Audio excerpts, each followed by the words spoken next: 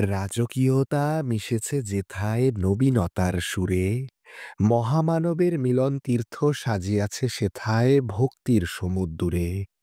কালনা মানেই রাজকীয়তা, কালনা মানেই ভক্তি, আর এই রাজকীয়তা এবং ভক্তির অপূর্ব সংমিশ্রণ যদি কেউ ঘটিয়ে থাকে, তবে তা একমাত্র কালনার রয়্যাল ক্লাব।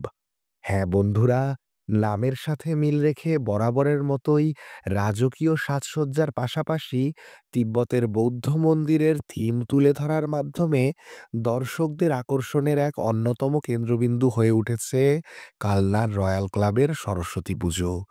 আমাদের স্যাফরন নিউজ টিভির প্রতিনিধির সাথে কথোপকথনের সময় এবারের পুজো উদ্যোগ সম্পর্কে উদ্যোক্তারা জানান, নমস্কার, চ্যাপলার নিউজ টিভির পর্দায় আপনাদের সকলকে স্বাগত।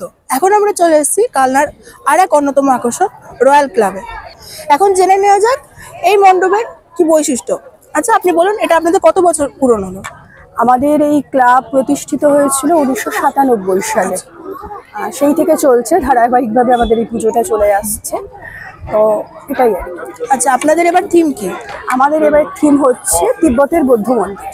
আচ্ছা, তো আপনাদের এখানে যে দর্শকেরা আসছে দেখতে পাচ্ছি আমরা, তারা যখন আসবে বাইরে থেকে, মানে কালনার বাইরে থেকে, তারা কিভাবে আসবে এখানে? কালনা স্টেশন আছে, অম্বিকা কালনা স্টেশন, কাটুয়া লাইনে।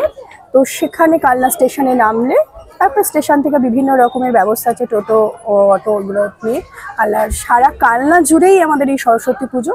সরস্বতী পুজো কালনাবাসীর কাছে একটা বিশাল উৎসব। অনেকেই এটা জানে না, বাইরের যারা দর্শকরা। চন্দননগরে যেমন জগদ্ধাত্রী পুজো হয়, কলকাতার দুর্গা উৎসব, আমাদের কালনার সরস্বতী পুজো। বাহ, খুব ভালো।